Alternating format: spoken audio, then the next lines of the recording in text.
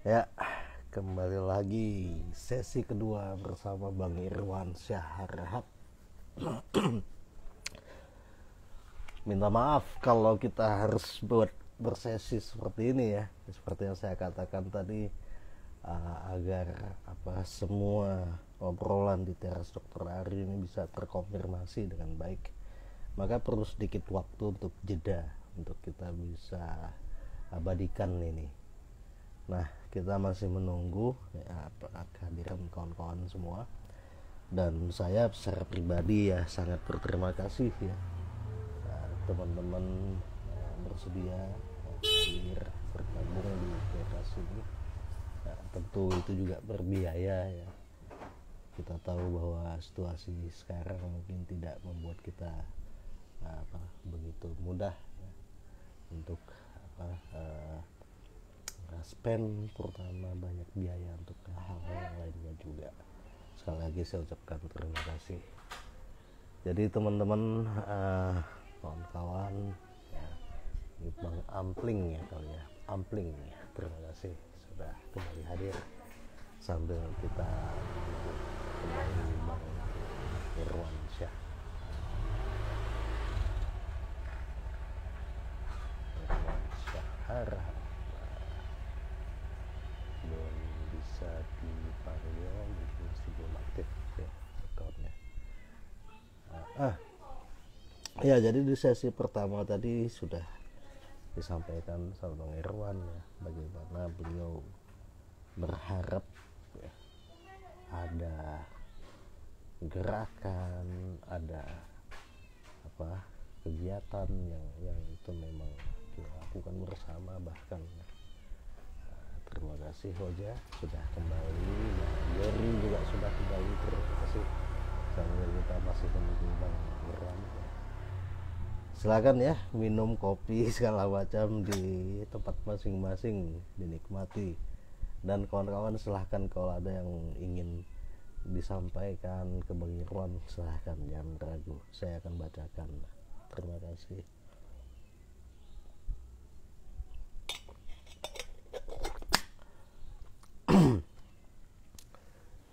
Ya, seperti yang di sesi pertama ya, kita di akhir kita bicarakan tentang yang selalu Mas Bang Irwan sampaikan ya, pengetahuan ya, knowledge ya, knowledge base ya, dalam kita melihat bunyi-bunyi etnik kita secara khusus, terutama musik ya, juga jeli ya, untuk atau penuh penasaran untuk mengetahui lebih jauh lagi tentang kesenian tradisi kita ya.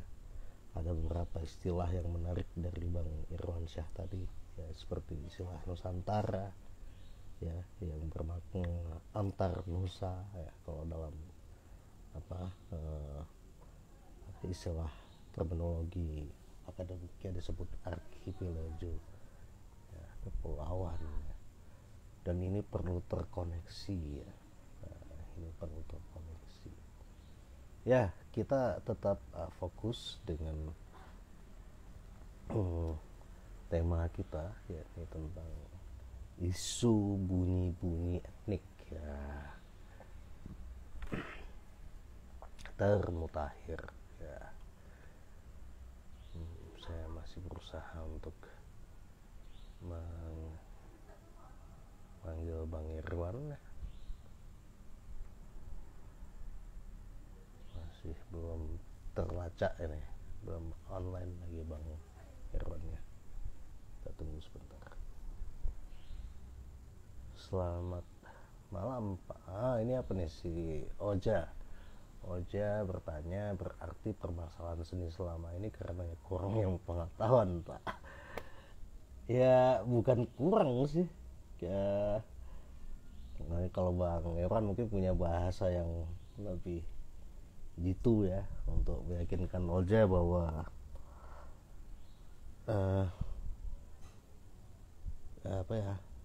kita mungkin kurang sungguh-sungguh aja ya, kurang sungguh-sungguh melihat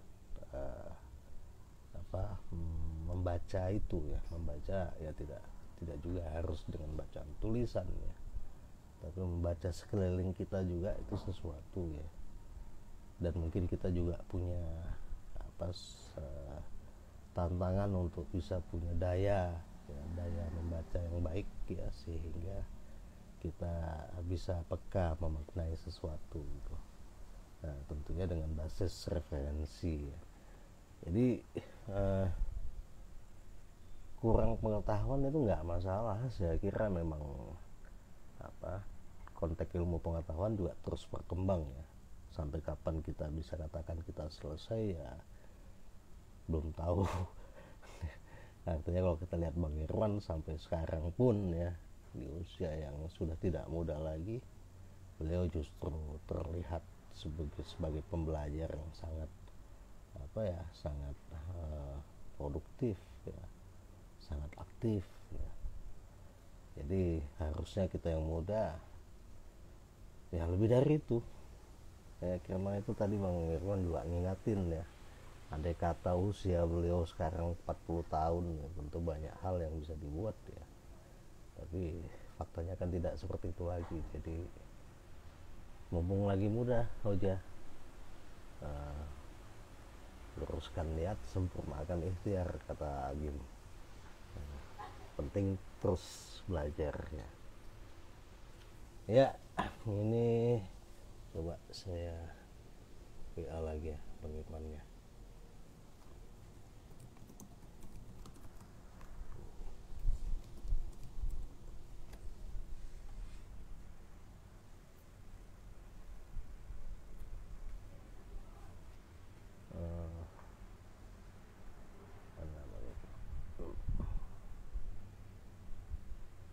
Masih belum bisa, harus nunggu Bang Irwan live dulu ini. Mohon bersabar ya semua. Nah, ada banyak ya sebenarnya hal-hal dari aspek musik etnik ini yang sebenarnya menarik untuk kita diskusikan nanti sama Bang Irwan. Seperti yang terakhir dikatakan, di satu sisi kita udah bertumbuh sekolah-sekolah yang khususnya fokus dengan bidang musik etnik, tapi satu sisi juga pengetahuan ataupun ilmu tadi yang dikatakan oleh Bang Irwan itu belum seimbang ya, belum stabil. Attitude yang dikatakan Bang Irwan tadi ya, jadi attitude keilmuan kita itu belum stabil. Halo Rangga, lama nggak ketemu, terima kasih. Nah, jadi ketika saya tadi katakan ke Bang Irwan tentang itu ya, Bang Irwan malah bilang ya justru itu akhirnya kan mungkin beragam hal yang tumbuh saat ini yang seperti mendudukkan etnik itu sebagai sesuatu yang menjadi brandingnya. Tapi di sisi lain Bang Irwan juga katakan belajar dulu. Jadi ya menarik sekali apa yang disampaikan Bang Irwan. Di sisi lain juga kita tahu bagaimana susahnya, bukan susah mungkin ya, tapi ya tidak terlalu banyak berubah dari kondisi kehidupan para pewaris budaya yang ada di masyarakat etnik kita. Beberapa cerita lama misalnya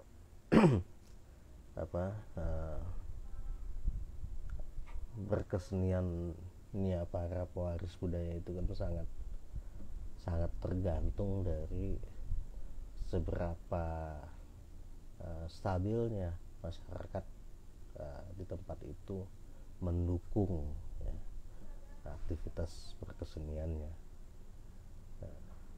melalui misalnya upacara-upacara adat ya, penyelenggaraan seremonial adat ya, yang tentu tidak akan mudah, apalagi dalam situasi ekonomi yang tidak melegakan. Dan cobalah kalau kita hitung-hitung, ternyata segala sesuatu yang berkaitan dengan adat itu tidak murah ya, mahal ya, mulai dari misalnya perkawinan dan seterusnya ya, mahal ya. Bang Irwan sudah hadir lagi ya, saya invite dulu ya, semoga lancar. Halo Bang. Halo, aduh sorry.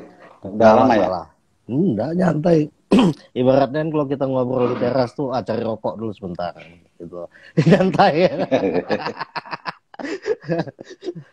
Udah sampai mana tadi nih? Aduh, jadi Iya, itu yang keputus ya. menarik yang Abang katakan tadi kan. Kan aku sampaikan bahwa kan kita udah punya banyak sekolah ya Bang. Kita banyak institusi lembaga ya, bahkan juga kita lihat ada upaya-upaya dari pemerintah melalui program gerakan seniman masuk sekolah ya. Ya. Jadi banyak sebenarnya upaya-upaya itu. Ya. Tapi tadi Abang akhiri dengan kata-kata ya, belajar dulu. Ini ada apa memangnya? Ada masalah, ya. ada sesuatu, adakah yang membuat ini masih jadi kendala sehingga pertumbuhan pengetahuan kita terhadap kesadaran etnik kita ini melemah? Bukan melemah, maksudnya tidak juga dewasa gitu, tidak juga maju-maju. Apa masalah? Ya. Kalau Abang sih dari pengalaman inilah ya, pengalaman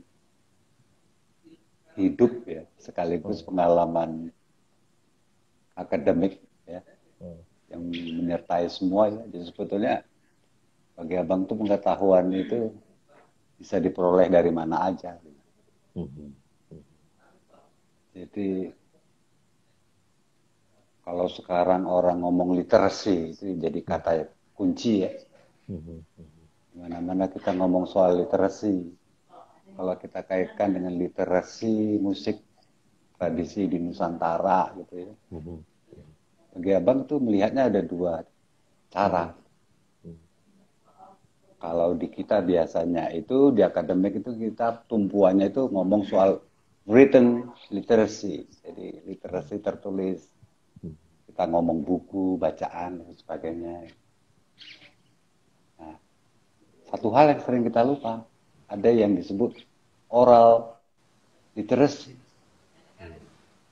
Nah, membaca oral literacy inilah yang kita harus mampu menuangkannya. Abang kasih analogi ibarat apa ya, dari agriculture ya. Kalau kita lihat sebuah pohon atau tanaman, itu yang kita lihat kan tubuhnya ya, batangnya, daunannya, kalau dia buah-buahannya. Kita lupa akarnya kan yang nggak kelihatan. Gitu. Padahal roots of knowledge itu, ya akar dari pengetahuan itu ada di sana. Gitu. Memang nggak kelihatan ya. Yang kita lihat itu pohonnya. Waduh, rindang betul pohon ini. Manis bener nih ini buah-buahan ini.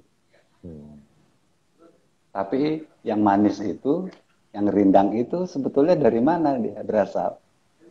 Ya dari akarnya itu. Yang menumbuhkannya. Nah, Abang melihat tradisi itu seperti itu. Gak kemana-mana. Akhirnya kalau kita kuat dan mampu menyelami kedalaman hal yang tak terlihat tadi, itulah dunia akar. Disitulah dituntut pengetahuan. Gitu. Pengetahuan itu kan dimulai yang paling sederhana, yang dari yang terlihat. Gitu. Sampai yang tak terlihat. Nah, balik kalau kita bicara disiplin ya, ilmu yang Ari bilang tadi. Disiplin seni kita, ilmu pengetahuan seni kita termasuk musik.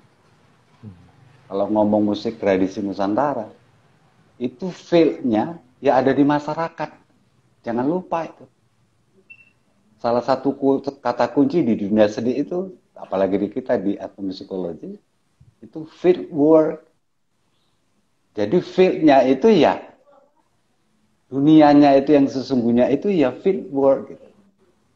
Kampus itu tempat hanya untuk berdiskusi, hal-hal yang ditemukannya, sharing sama teman-teman, bagaimana cara ngelihatnya. Itu hanya tempat itu aja gitu. Tapi resource of knowledge-nya itu ada di masyarakat. Gitu. Nah itu yang Abang selalu bilang di berbagai diskusi, jangan lupa loh. Hakikat ilmu sosial itu termasuk di kita humaniora ya.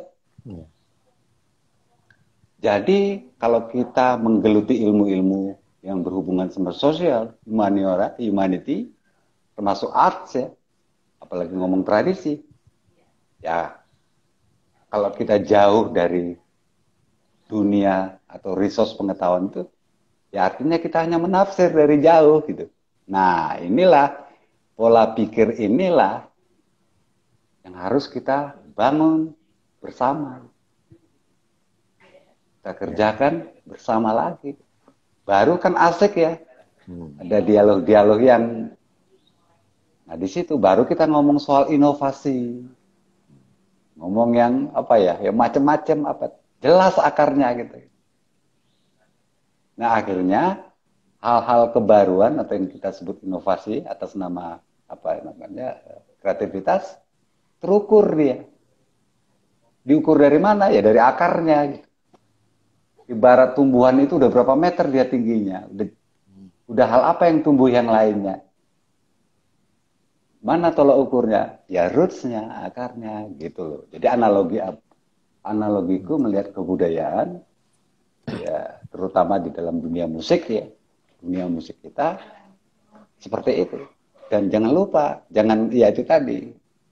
Dunia barat memang pada satu masa menempatkan oral literacy itu menjadi seolah-olah ya dalam tanda kutip seolah-olah lebih rendah dari written literacy. Bagi Abang tuh salah. Justru written literacy itu induknya, ibunya itu oral literacy. Makanya kita bisa lihat beberapa ya, mungkin di tradisi Sikambang, seorang seniman bayangin bisa nyanyi 2 jam tanpa putus. Karena apa? Ya karena kemampuan oral literasinya. Kecerdasan linguistik kata si Nah, itulah yang kita bela. Itu nggak salah. Nah, yang jadi pertanyaan sebetulnya selalu kita ya, bagaimana itu bisa tumbuh dan bergenerasi ya. Transmisi itu harus dipelihara supaya oral literasi itu nggak hilang gitu. Nah, inilah problem-problem yang lain lagi ketika kita bicara dimensi bunyi-bunyian ya dan sebagainya dalam konteks kenusantaraan kita itu loh. Asik gitu. Kita lihat, oh berarti si Kambang yang ada di Aceh terhubung ya sama yang di Sibolga. Jangan-jangan nanti ada nyanyian yang sama di Bangkal. Lah, mereka ada seloka loh. Ini kok seperti mirip mereka namanya ini. Nah, baru kita bisa melihat keterhubungan. Oh, berarti ada sesuatu. Wong akarnya sama kan. Mengikatnya. Ada interaksi dan sebagainya. Nah, hal-hal inilah yang saya kira ke depan ini ngomong Indonesia khususnya bicara tentang keberadaan kesenian tradisi kita, bunyi-bunyian kita yang aku itu selalu bilang tidak ada seorang pun yang ahli hari ini termasuk dia seorang ilmuwan yang mengerti keseluruhan apa itu musik tradisi Nusantara. Kagak ada tuh. Di dunia juga kagak ada tuh sampai hari ini. Artinya begitulah peluang pengetahuan itu harus disebarluaskan dan harus dikuatkan agar kita saling. Bang punya pengalaman satu ini paling konkret ini. Ketika Abang menuliskan hanya soal nama alat musik, menyebutkan berasal dari Sulawesi dan Makassar, sensitif sekali. Yang ternyata itu asalnya Toraja. Bayangin tuh. Sedikit aja selip gitu. Tipikalnya sama. Seolah-olah kita nganggap ya Sulawesi itu ya sama aja gitu. Nah yang kayak gitu. kita yang udah bertahun-tahun belajar aja, kita yang udah, ya itu Bang Bill. Nah hal inilah yang sebetulnya yang membuat kita makin ini ya sebetulnya makin tertantang ya. Ya itu Bang Bill. Ya nggak sesederhana yang kita bayangkan ngomong soal budaya musik yang ada di Nusantara. Baru alat musik aja udah salah gitu ya, belum yang lainnya, sebagainya macamnya. Tuh bilang kan ngomong saruni kali, tuh bilang ya saruni sama aja, ada selompret, ada segala macam. Tapi ngomong rich misalnya, di mana cari yang quadruple misalnya? Mungkin octuple ya, nggak tahu dia saruni kali itu quadruple rich ya? Ya double rate. Quadruple malah, bukan double, tapi quadruple 4 dia kan. Iya, Nah, depan belakang. bayangin kalau dia diletakin tipikal alat tiup kita yang ada di Nusantara. Kalau dibilang dari India, India itu double rate. Agak sekarang. Di Toba, sarune bolon, double rate. Nah, di Aceh kok bisa ada quadruple nih? Di mana nih? Kan gitu. Nah ini, Siap. Bang Kira, asik kan? Aku ya, karena aku malu juga gitu. Aku nggak tahu masalahnya. Aku sendiri nggak tahu ya. Asik kan, Rik? Ya iya. Ini Bang, ada pertanyaan nih Bang dari si Jerry, Mas Jerry Mahmud dari Sulawesi. Mau tanya ke Bang Irwan, mau tanya ke Bang Irwan, kenapa sebagian besar alat musik petik kita berbentuk seperti perahu, termasuk di Sulawesi Tengah, juga punya kecapi-kecapi 2 senar dan gambus saluan. Keduanya memang juga berbentuk perahu. Kenapa, Bang? Wah. Nah ini pertanyaan bukan cuma hanya ini pertanyaan kita semua nih, senusantara. Kenapa perahu? Jangan-jangan, ya ini jangan-jangan lagi kita ya bicara itu. Kalau bicara sejarah itu kan kita bicara imajinasi ya. Kok gini? Kenapa dulu ada kredo nenek moyangku orang pelaut? Gitu. Kalau kita konstruksi bangsa kita ini, negara kita itu pulau ke pulau. Saya waktu ke ke NTT ya, lihat bahagia betul mereka di sini. Halamannya itu pulau, lautan gitu. Dari depan ke seberang itu, aduh. Lihat mereka itu cemburu kita yang di barat. Wah, punya pulau Sumatera gede banget, nengok laut, antarnya itu setengah. Waduh, indahnya itu di itu. Apa yang menghubungkannya? Ya perahu. Jangan-jangan gagasan itu yang melahirkan bentuk-bentuk alat petik kita itu seperti modelnya perahu. Nah, saya kemarin itu ada diskusi. Contohnya Hasapi, jelas sekali konstruksi. Nah, biasanya kalau tipologi alat petik, gitar ya, itu lubang resonator ada di depannya. Betul. Nah, di kita di belakang lubang resonatornya. Nah, untuk apa? Bukan nggak function, ada fungsinya. Jadi kalau di tradisi Toba, lubang di belakang itu memberi efek echo, gelombang suara ketika dia dimainkan. Nah, bayangkan Jimi Hendrix main echo itu baru tahun 70-an kan. Mengenalkan dalam permainan alat petik echo. Nah, nenek moyang kita udah dari dulu main echo yang akustik itu. Akustik echo itu.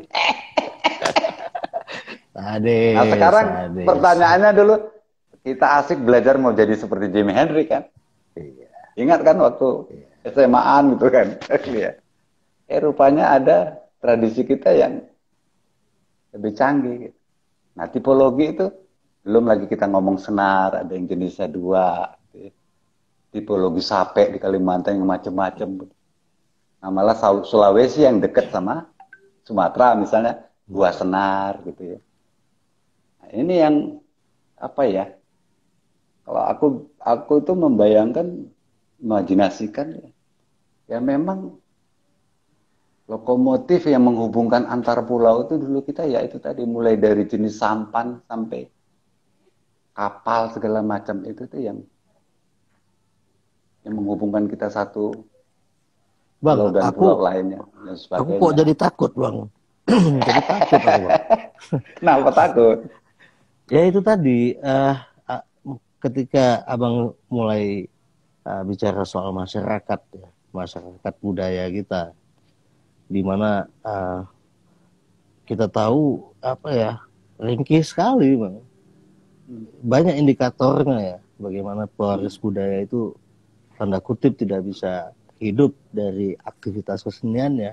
Ya sebenarnya dia bukan seorang, dia seorang pewaris budaya tapi harus banyak kerjakan hal yang lain untuk hidupnya gitu. Sementara secara komunal kita juga makin terseok-seok bang.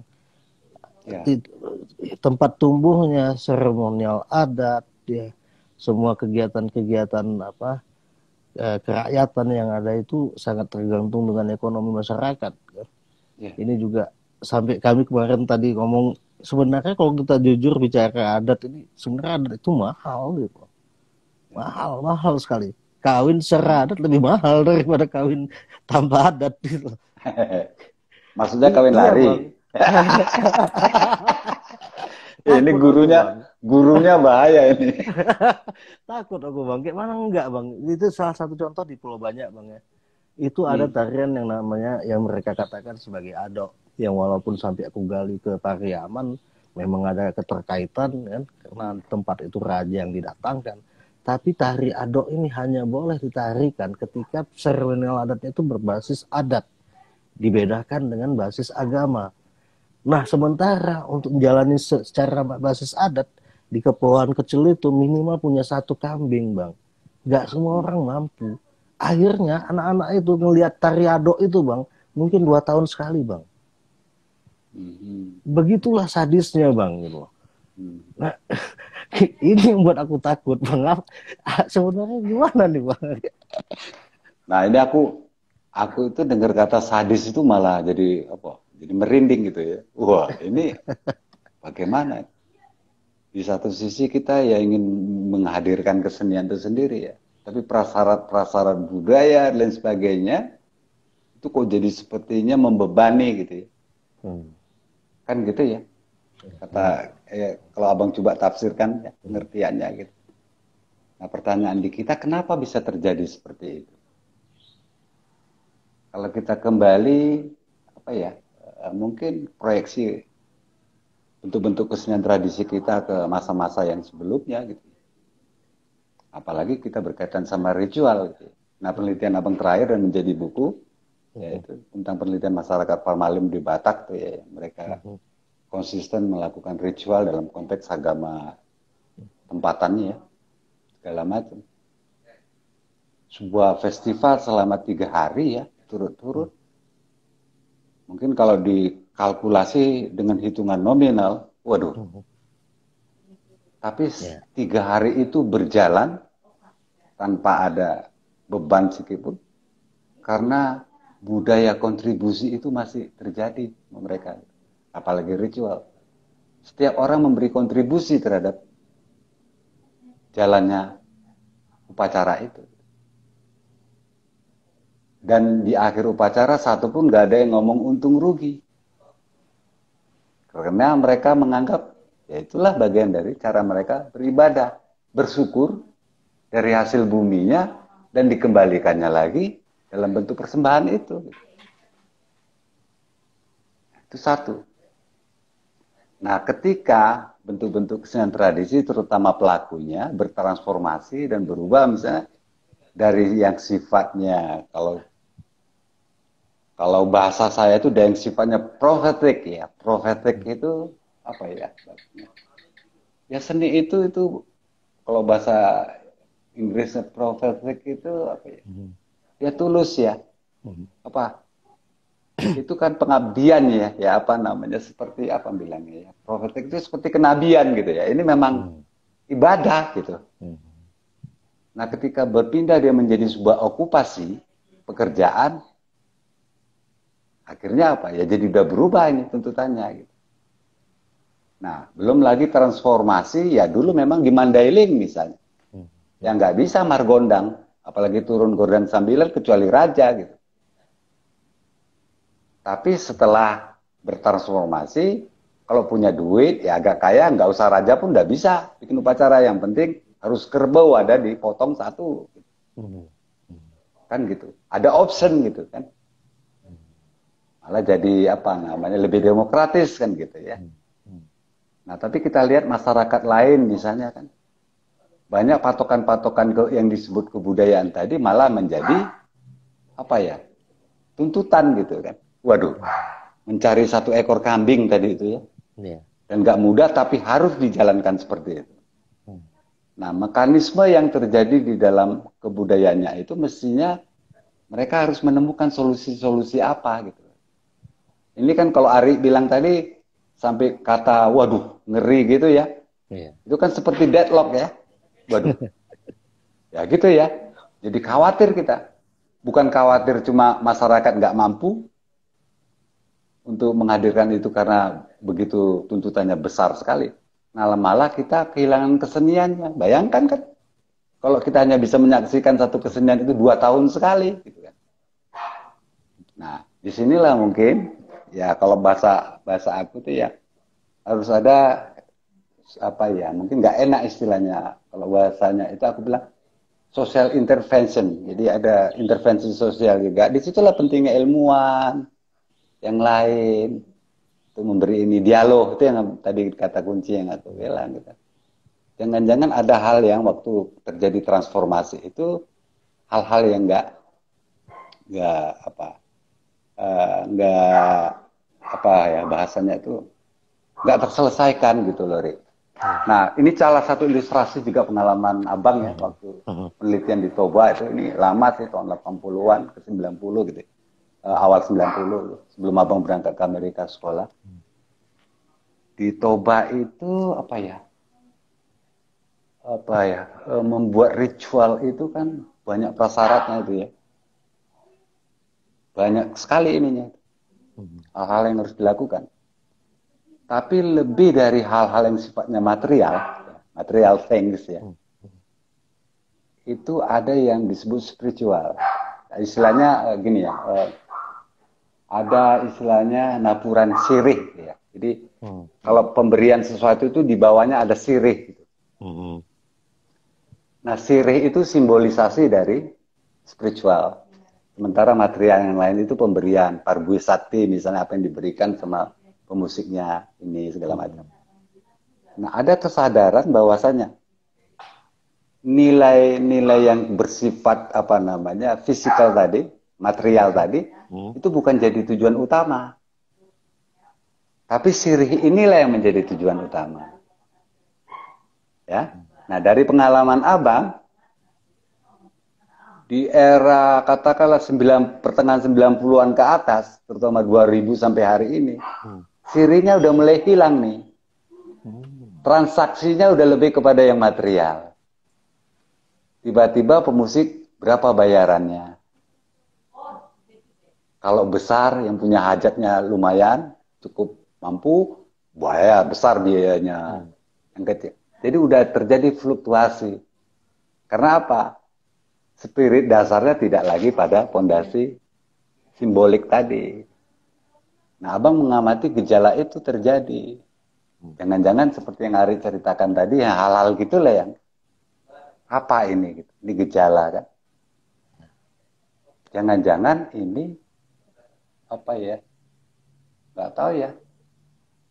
Dampak dari kultur materialism. Ya. Pembangunan katanya Bang. Bukan, ini dampak dari kultur materialisme yang menjadikan kita itu konsumerisme. Jadi perilaku konsumerisme, jadi dikonsum. Wah, ini lupa kita fondasi-fondasi yang tadinya. Mungkin ya, abang ini masih karena ini harus menjadi sebuah riset yang dalam. Jadi perilaku masyarakat juga bisa berubah karena hal-hal yang mungkin bukan dari dirinya, dari dalam. Tapi intervensi yang dari luar. Nah, inilah kembali lagi ya, kita dimensi dari musik ya, kebudayaan musik tradisi yang ada itu, kita juga harus mengamati hal-hal semacam itu. Nah, ini yang Abang kira sih, ya di situ menariknya kita kan, itu bagian dari dinamika yang terjadi kan. Ya, makanya Bang ini kayaknya seperti yang mengatakan tadi, banyak hal yang sebenarnya belum terselesaikan dan terus tertinggal akhirnya Bang ya. karena mungkin itu tadi ya, banyak hal yang dikatakan sebagai inovasi lah segala macam lah kan. Ya, Ini contoh-contoh yang sekarang saat ini bang ya, isu-isu terkini ya dari bunyi-bunyi etnik kita kan banyak, bahkan sampai jadi viral ya. Itu hmm, lagunya Lati, anak-anak muda dari Surabaya. Kemudian ini yang terakhir ini bahkan diberdayakan oleh Kemendikbud ya untuk ya, promosi program-program tertentu ya. Nah, ya itu aku melihat dua persoalan ini kan yang tadi kita ceritakan di kondisi masyarakatnya, sementara yang terjadi di expose yang di luar masyarakatnya itu, yang ya, yang yang kadang-kadang ya apa jadi sangat sederhana ya, artinya ya, tapi karena viral ya udah nggak bisa kita omongin lagi karena dia udah viral gitu. Jadi kita ya, nggak bisa ngomongin hal-hal yang kritis soal soal itu, kesannya hmm, seperti itu. Bahkan ya, seperti yang kayak kita jalani sekarang, bahkan sampai sekarang ya kalau boleh bilang, siapa sih yang udah punya veto bahwa Bungong Jempa itu lagu Aceh gitu. hmm, Siapa juga yang bilang ya, bahwa Apusi itu lagu, bukan Apusi apa, Yamku Rame Yamku itu hampir, lagu Irian Jaya kan. Ini kan kita nggak pernah selesai. Jadi ketika udah cukup seperti yang abang katakan tadi kan, ketika bilang bungong Jepang udah seolah selesai urusan Aceh gitu. Padahal ya, padahal bunga cempaka di mana aja biasa aja bang kan, di Aceh juga nggak itu juga jadi simbol tertentu gitu. Jadi ya, bingung kita bang. Ini ya, terutama nih ada juga nih seperti ini adik-adik kita yang bertanya nih. Izin bertanya Pak, untuk kesenian itu sendiri apakah lahir dari adat dan budaya Pak? Nah, kesenian, bagaimana korelasi kesenian dengan adat dan budaya, dan bagaimana itu ya, tanda kutip eh, apa eh, proporsional untuk direpresentasikan sebagai bahkan komoditi industri, bang. ya, ini sebetulnya ya pertanyaan yang bagus ya, tapi dan cukup bagus dan cukup luas juga untuk menjawabnya gitu. Ya itu ya kalau kita lihat ya, eh, mungkin kalau kita kontraskan aja ya, misalnya tradisi Barat itu ketika mulai menjadi sebuah munculnya pemahaman meletakkan seni sebagai seni aja, itu melepaskan dari berbagai konteksnya sampai ke bagaimana dunia industri masuk ke wilayah-wilayah seni termasuk musik gitu ya. Jadi dia udah dicopot gitu. Nah, itu berbeda kontras dengan bentuk-bentuk musik tradisi dunia yang lain termasuk yang ada di Nusantara. Hampir tidak ada musik dilakukan, dimainkan atau ditampilkan yang tanpa punya konteks. Sampai yang terkecil sekali, musik untuk menghibur dirinya. Artinya apa? Musik dimainkan tanpa ada penonton. Karena dia memang untuk dirinya. Gitu. Yang disebut self-amusement ya. Seperti kayak gitu. Nah, ketika kita dikenalkan dengan industri, ya, dan lain sebagainya. Nah, ini kan kita pelan-pelan mencabut konteks itu. Sama, bilang kalau bentuk-bentuk musik populer di Indonesia, misalnya atau apa, mau dikontekskan sama apa? Ya, dikontekskan sama media. Karena nggak ada yang lain. Distribusinya apa? Ya kapital. Gimana? Kasarnya kan gitu ya. Nah, inilah pola bentuk-bentuk apa yang kalau aku bilang bentuk-bentuk transformasi yang luar biasa inilah yang harus kita sadari bagaimana sebuah perubahan mempengaruhi apa yang terjadi. Nah, kalau kita nggak mengetahui apa-apa saja, mengidentifikasi itu persoalannya apa aja, ya akhirnya seperti yang Ari bilang, kita hari ini ya semuanya udah lepas ininya kan. Posisinya kita, misalnya pertanyaan saya selalu sederhana. Pertanyaannya bukan bagaimana kita main musik. Hal yang mendasar lagi, main musik untuk apa? Kan itu dulu kan pertanyaannya. Seorang Ari memilih menjadi seorang pemusik gitar klasik untuk apa? Apa memang mau main di panggung atau mau bikin rekaman supaya jadi industri, atau mau jadi apa, itu pilihannya ada di kita gitu kan. Ini kan hal-hal yang fundamental kalau istilah saya. Betul, betul. Jadi persoalannya bukan pada momen musik apa gitu, yang lainnya. Nah ini hal-hal yang apa ya, ya itu tadi. Kita mau melakukan sesuatu yang viral, ya kita jadi follower, kita ikutin. Nggak viral juga, ya karena orang lain udah buat itu jadi viral. Nah ini kan, ya itu, ya kita harus ya tahu dulu kita mau ngapain kan gitu ya. Betul, betul. Wah, mantap Bang, luar biasa. Luar biasa. Ini Bang, ini kita geser sedikit Bang. Ada pertanyaan yang orientasi pendidikan nih dari Firdaus, ini teman kita di Surabaya. Bang Irwan, apa kurikulum seni budaya dari pendidikan dasar sampai dengan menengah secara esensi sudah mampu menjawab usaha-usaha pelestarian seni tradisi? Abang kan dulu pernah satu grup sama Kak Ubid sama Pak Endo Bang kan, yang terkait dengan orientasi pendidikan tuh Bang kan. Apa Bang, nggak jalan lagi tuh Bang? Waduh. Gimana tuh Bang? Ada usaha-usaha yang dilakukan beberapa ya. Kalau kita lihat setidaknya 10 ya, 10-15 tahun ke belakang. Kebetulan Abang terlibat juga di dalam program yang ada gitu ya. Dalam kaitan bagaimana menghadirkan musik-musik tradisi ya, khususnya Nusantara ke dalam dunia pendidikan. Yang satu itu namanya Pendidikan Seni Nusantara, dimotorin oleh namanya Pak Endo Suwanda. Waktu itu proyeknya hampir mungkin sekitar 5 tahun ya, lain itu. Bagaimana menuangkan materi-materi tidak hanya musik, tapi juga teater, seni rupa ya, dan sebagainya, sampai kaligrafi juga ya, dengan berbasis kelokalan ya. Itu diterjemahkan lewat media buku ya dan pengajaran waktu itu. Tapi ya sampai hari ini diseminasinya itu belum terjadi ya. Meskipun beberapa pilot project sudah dilakukan di Sumatera, Kalimantan, di Jawa juga khususnya, sampai ke Papua. Tapi itu belum betul-betul menjadi sebuah kurikulum yang diimplementasikan oleh kementerian.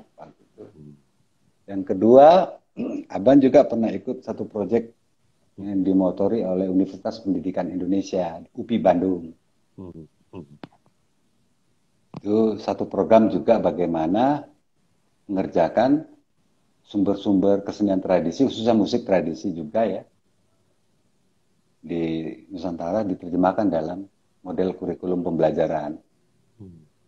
Yang bukunya dibuat satu untuk pedoman buku guru, yang satunya lagi untuk muridnya. Kalau yang PSN tadi, buku yang bisa dua-duanya diakses oleh guru dan muridnya. Tapi ini juga berhenti sampai tidak sampai itu dimanfaatkan secara lebih luas.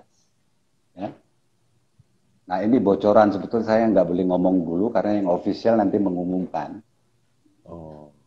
Tanggal 18 nanti Kementerian Pendidikan dan Kebudayaan Ristek lewat Dirjen Kebudayaan akan menyelenggarakan yang namanya Kongres Musik Tradisi Nusantara yang pertama. Yang di sini akan digodok, salah satunya menyangkut pendidikan dan lain sebagainya. Jadi bayangin ya, 76 tahun kita merdeka, yang nanti tinggal beberapa hari lagi kita rayakan, kita baru memikirkan itu. Dan bagaimana. Tapi tidak ada kata terlambat. Ya. Positif. Itu yang saya bilang, kita semua harus positif melihatnya. Itu yang saya bilang, ilmunya aja baru tahun 79. Dibanding ilmu-ilmu sosial lain, mungkin antropologi lebih tua. Orangnya aja, Ari tahu, kalau bicara etnomusikologis di Indonesia, kalau jari kaki sama jari kaki ditambah, belum cukup orangnya, kan gitu kan, yang betul-betul ya mengerti untuk pekerjaan-pekerjaan besar untuk memproyeksikan kekayaan musik tradisi yang kita gitu. Tapi ya itu tadi, harus tetap. Saya bilang, karena apa? Itulah resource peradaban yang luar biasa yang nanti bisa macam-macam outputnya, luarannya gitu. Dari semuanya gitu. Yang apa ya, memang pertanyaan tadi bagus sekali itu ya, dari teman yang ini. Jadi memang itu tantangan kita sebetulnya. Akhirnya balik-balik lagi ya, fondasinya ya ilmu pengetahuan. Karena ketika dia masuk menjadi sebuah pengajaran, bagaimana lagi kita memformulasi kurikulumnya, model pedagoginya seperti apa. Kalau di tradisi itu bermain musik itu komunal, begitu juga belajarnya, bagaimana dia memindahkannya ketika masuk ke sekolah, bagaimana interaksi antara guru yang mengajar dengan muridnya. Ini kan persoalan-persoalan yang nggak sederhana nih. Nah, itulah yang aku bilang. Tapi kenapa tidak? Tradisi musik barat itu yang bisa kita nikmatin hari ini, bisa punya alatnya dan membelinya, bisa memainkan alatnya mulai dari anak TK misalnya piano, sampai yang maestro main, di satu alat yang namanya sama piano, ya, membuat sistem tulisannya supaya bisa dibaca, di mana aja dimainkan, itu butuh 500 tahun. Jadi bukan hari ini kita, yang kita sebut classical music, kita bisa baca partitur, bisa mengenali sejarahnya Bach seperti apa dan Bach bagaimana membuat komposisi musik dan dimainkan di piano misalnya. Kan nggak hari ini kan, orang Barat itu, wah jadi enak. Jadi semuanya itu tersistematika gitu, alatnya dipikirin. Bagaimana nanti orang mau belajar, dibuatin alatnya. Nanti kalau mau belajar seperti apa, dibuatin pedagoginya. Hari aja ngalamin belajar classical music, itu kan nggak ujuk-ujuk main. Betul. Betul. Mereka udah bisa membagi, oh ini untuk tingkat elementary. Oh ini untuk intermediate. Karena kebetulan saya dulu belajarnya klasik juga, gitu. Jadi tahulah sedikit-sedikit. Ari yang lebih ahli gitu. Enggak lah, sama aja Bang. Sama aja. Nah itulah yang kita harus jangan berpikir hari ini kita mau bikin itu, hari ini jadi semuanya. Ya kagak mungkin. Itu yang bilang, di tradisi barat aja butuh 500 tahun untuk memformulasi semuanya. Gitu. Ini yang kalau dipikir-pikir kenapa tidak gitu. Apalagi sekarang segalanya bisa dilakukan dengan percepatan. Dengan media teknologi yang mungkin 50 tahun yang lalu nggak mungkin. Ya.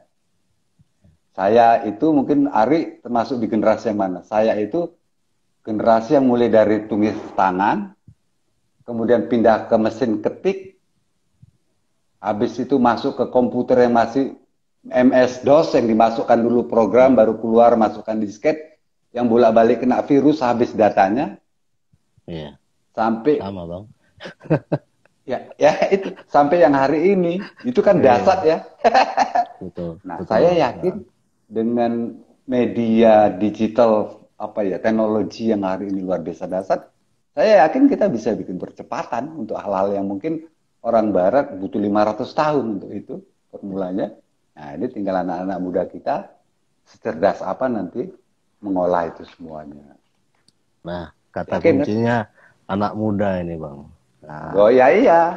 Kata kunci anak muda. Ini kebetulan ada mahasiswa-mahasiswa saya juga. Ini ada Bu Kajur saya juga bergabung Bang. Salam dari beliau Bang. Salam semuanya. Terima kasih Bang. Kita gimana kita nyemangati anak-anak muda kita nih Bang. Ya. Aku ngelihat satu sisi mereka sebenarnya ingin ya. Tapi mungkin ekosistemnya mungkin Bang ya. Ekosistemnya nggak terlalu mendukung ya untuk kita bisa ke dalam sana Bang. Gimana Bang kita siasati ini Bang untuk kepercayaan diri adik-adik kita. Betul, harus dicari. Tadi kata kuncinya udah saya katakan. Kalau memang ingin terjun di dunia ilmu sosial atau humaniora ya di kita ya, ya lewat pintu seni ya, mau musik dia, mau apa aja gitu ya. Kalau mau berkecimpung di dunia tradisi, ya, mau tidak mau harus akrab di lapangan. Karena sumber pengetahuan itu ada di sana. Gitu. Itu kata kunci. Gitu. Nah, bagaimana cara kita nanti memahaminya, mengakumulasinya, lewat dokumentasi, lewat lain sebagainya, itu anak-anak muda sekarang, saya yakin 100% ya, anak-anak yang menguasai bidang-bidang teknologi terapan itu. Makanya saya bilang, saya ngajar mungkin nanti baru pertama kali semester depan mungkin di etnomusikologi di USU bicara terapan. Jadi etnomusikologi terapan kaitannya sama teknologi. Nah ini bicara digital teknologi hari ini, saya aja harus belajar dari mahasiswa saya misalnya, dari anak saya. Makanya saya bilang apa? Mahasiswa sekarang itu beruntung, kalian udah one step ahead. Udah satu langkah kalian lebih penguasaan teknologi dibanding guru-gurunya. Nah, ini pun guru-gurunya harus tahu kondisi ini. Kondisi yang berubah ini. Ya kan? Nah, Abang bocor ini. 2 hari lalu itu, aku itu ikut conference Singapura Indonesia, LIPI dan ISEAS. Bicara tentang apa namanya, temanya itu digital disruption. Bayangin. Kita ngomongin termasuk abang sama kakak itu diminta ngomong di dalam pendidikan. Gila nggak tuh? Jadi kelihatannya apa? Ini betul-betul persoalan yang besar kita ke depan. Ketika teknologi digital tidak mampu kita serap dan kita terjemahkan dengan kebutuhan-kebutuhan, apakah itu pendidikan, ataukah keilmuan yang seperti itu. Nah, disinilah para anak-anak muda nanti harus berperan ke depan. Jadi saya melihat nanti institusi-institusi seni kita, termasuk ya di Aceh ada ISBI, ya, ada yang lain gitu di mana. Disinilah ruang kita untuk mempercepat, untuk memperlihatkan itu. Semuanya, lewat macam-macam. Sampai saya ngusulin apa? Sebuah skripsi tidak lagi harus bentuknya tertulis. Seorang mahasiswa bisa membuat sebuah satu karya film etnografi. Konkret kan? Yang dia buat selama 30 menit, tapi pesan-pesan yang mau disampaikan jelas. Jadi kalau udah bisa kerja itu ngapain nulis lagi? Nah ini kan revolusioner ya. Iya, nah, mudah-mudahan keterima. Tapi ya memang udah hari ini kayak gitu. Konkret. Jadi bukan lagi kita based on text. Written text. Tapi kita udah based on digital media gitu. Nah, hal-hal gini kan menjadi dialog kita gitu ya. Menarik sekali nanti.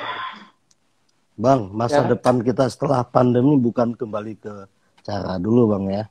Masa depan kita ke pandemi adalah cara yang betul-betul baru yang kita mungkin bahkan harus persiapkan dari sekarang. Abang janji, ya, ini janji yang harus nanti kita sama-sama kerjakan. Ini bukan janji satu orang. Oke. Abang sama kakak ingin bikin satu forum series. Ya. Kita bicara seputar persoalan-persoalan ini. Khusus di cakupan Sumatera aja dulu. Jadi abang berpikir, ngapain ngomong besar-besar kita dunia dan sebagainya. Kita aja nggak kenal yang namanya Pulau Sumatera ini seperti apa. Bukan mau ini ya, bukan mau eksklusif, nggak gitu. Betul. Tapi kita mau fokus gitu loh. Nanti yang terlibat bisa para Indonesianis, ya, researcher yang concernnya pada Sumatera gitu. Ada Profesor Margaret Kartomi senior kita yang bolak-balik pernah datang ke Aceh, ada yang lain. Nah ini nanti abang sama kakak pingin ini menjadi satu apa? Di samping forum silaturahmi dunia dunia keilmuan gitu ya, juga silaturahmi untuk membangun kemungkinan-kemungkinan lewat hal yang ada gitu. Jadi yang jelas kita gerak sama-sama Bang ya. Kita gerak sama-sama. Ya itu masa anak muda gak semangat untuk yang kayak gitu. Kalau berlayar hati tak senang air mata sepanjang laut kata si Kambang. Bang, makasih banyak Bang. Mantap nih. 2 jam kita. Oke. pasti banyak sekali manfaatnya. Luar biasa. Sengaja aku nggak simpulkan apa-apa. Omongan abang luar biasa banget. Buat abang, buat Oke. kami, abang tetap tuntunan kami bang. Makasih banyak bang, Oke, bang Irwan. makasih banyak semua ya. Salam untuk semua yang mendengar ya. Siap, siap. Oke, Makasih banyak. Jadi makasih kawan-kawan sampai banyak. di sini kawan-kawan. Akhir dari obrolan kita malam ini tentu Bang Irwan akan hadir selalu di hati kita dan akan muncul kapanpun akan ada kesempatan pasti Bang Irwan akan ada untuk kita semua. Saya kira malam ini luar biasa naik darah aku nih Bang. Pokoknya mau ngapain lah gitu pokoknya selesai ini harus selesai. Sip, sip. Kawan-kawan makasih kawan apresiasinya dan mohon dukungannya selalu agar kita bisa teruskan obrolan ini dengan menghadirkan siapapun lah. Banyak orang hebat kita di negeri ini untuk kita jadikan panutan. Baik ya, kita ciao dulu. Assalamualaikum warahmatullahi wabarakatuh. Salam sejahtera buat kita semua. Om Swastiastu, Namo Buddhaya, Rahayu. Ayo bang, selamat istirahat bang. Salam kakak bang Yuk, ya. sama-sama. Selamat juga. Salam Ya, ya. makasih bang. Ya. Sehat selalu bang.